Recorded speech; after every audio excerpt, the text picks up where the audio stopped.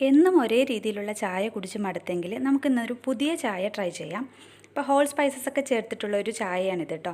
അതിനായിട്ട് ഞാനിവിടെ ഒരു ചെറിയ കഷ്ണം പട്ടയും 2 ഗ്രാമ്പുവും 4 മുഴുവനായിട്ടുള്ള ഏലക്കായയും കൂടി ചേർക്കുക. പിന്നെ നമ്മൾ ഇതിലേക്ക് ചേർക്കുന്നത് കുരുമുളകാണ്. അത് ഇഷ്ടമുണ്ടെങ്കിൽ മാത്രം ചേർത്താൽ മതി. ഒരു 5-6 കുരുമുളകും കൂടെ ചേർക്കുക. ഇനി ഇത് നന്നായിട്ടൊന്ന് ഇടികല്ലിൽ വെച്ച് ഇടിച്ചെടുക്കാം. നല്ല ഫൈനായിട്ടുള്ള പൊടിയൊന്നും ആക്കണ്ട, ജസ്റ്റ് ഒന്ന് ചതച്ചെടുത്താൽ മതി.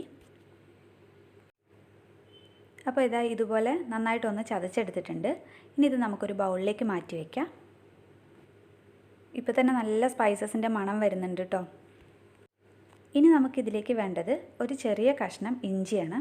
അപ്പോൾ അതും ഞാൻ ഈ ഇടികല്ലിൽ തന്നെ ഇട്ട് നന്നായിട്ടൊന്ന് ചതച്ചെടുക്കുന്നുണ്ട്. അപ്പോൾ ഈ ഹോൾ സ്പൈസസിൻ്റെ കൂടെ തന്നെ ഇഞ്ചിയും കൂടെ ചേർത്ത് ചതക്കുകയാണെങ്കിൽ ചിലപ്പോൾ ഇത് നന്നായിട്ട് സ്പൈസസ് ഒന്നും ഇത്രയ്ക്കും പൊടിഞ്ഞ് കിട്ടില്ല. അതുകൊണ്ടാണ് ഞാൻ സെപ്പറേറ്റ് ആയിട്ട് ചതച്ചെടുത്തത്. ആ ചതച്ചെടുത്ത ഇഞ്ചിയും കൂടെ നമുക്ക് ആ സെയിം ബൗളിലേക്ക് മാറ്റി കൊടുക്കുക. ഇനി ഞാൻ ചായ ഉണ്ടാക്കാനായിട്ട് ഒരു പാത്രം അടുപ്പത്ത് വെച്ചിട്ട് അതിലേക്ക് 1.5 ഗ്ലാസിൻ്റെ അളവിൽ വെള്ളം ഒഴിച്ച് കൊടുക്കുന്നുണ്ട്. ഇനി ആ വെള്ളത്തിലേക്ക് നമ്മൾ ചതച്ച് വെച്ച സ്പൈസസും ഇഞ്ചിയും എല്ലാം കൂടെ ചേർത്ത് കൊടുക്കുക.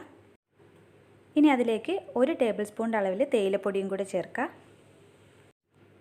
ഇനി ഈ വെള്ളം നന്നായിട്ട് ഒരു 3-4 മിനിറ്റ് നന്നായിട്ട് തിളയ്ക്കട്ടെ. ഈ തേയിലപ്പൊടിയിലുള്ള ടിക്കേഷനെല്ലാം ഈ വെള്ളത്തിലേക്ക് ഇറങ്ങുന്നത് വരെ നമുക്ക് തിളപ്പിക്കാനായിട്ട് വയ്ക്കാം. 3 മിനിറ്റ് കഴിഞ്ഞപ്പോൾ വെള്ളത്തിലേക്ക് നന്നായിട്ട് ടിക്കേഷൻ ഇറങ്ങിയിട്ടുണ്ട്. ഇനി ഇതിലേക്ക് ഞാൻ 1 ഗ്ലാസിൻ്റെ അളവിൽ പാൽ കൂടെ ചേർത്ത് കൊടുക്കുകയാണ്. നിങ്ങൾക്ക് നല്ല തിക്കായിട്ടുള്ള ചായയാണ് വേണമെന്നുണ്ടെങ്കിൽ നമ്മൾ എത്രയാണോ വെള്ളം എടുക്കുന്നത് അതിൻ്റെ ഈക്വൽ ക്വാണ്ടിറ്റി തന്നെ പാലും കൂടെ ചേർത്ത് കൊടുക്കാവുന്നതാണ്. ഇവിടെ എനിക്ക് കുറച്ച് ലൂസായിട്ടുള്ള ചായയാണ് ഇഷ്ടം. അതുകൊണ്ട് ഞാൻ 1.5 ഗ്ലാസ് വെള്ളത്തിന് 1 ഗ്ലാസ് പാലേ ചേർത്ത് കൊടുക്കുന്നുള്ളൂ കേട്ടോ.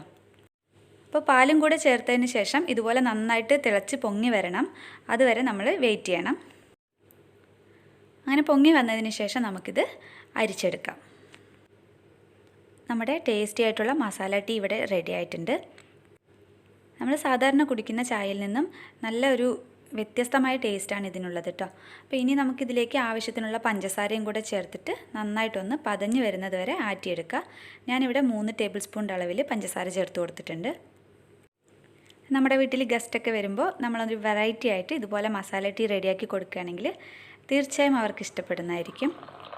അപ്പോൾ ഇന്നത്തെ ഈ കുഞ്ഞു വീഡിയോ നിങ്ങൾക്ക് എല്ലാവർക്കും ഇഷ്ടമായിട്ടുണ്ടാവുമെന്ന് വിചാരിക്കുന്നു. ഇഷ്ടമായാൽ ലൈക്ക് ചെയ്യാനും ഷെയർ ചെയ്യാനും സബ്സ്ക്രൈബ് ചെയ്യാനും മറക്കരുത്. വീണ്ടും പുതിയ വീഡിയോയിൽ കാണുന്നവരെ ബൈ.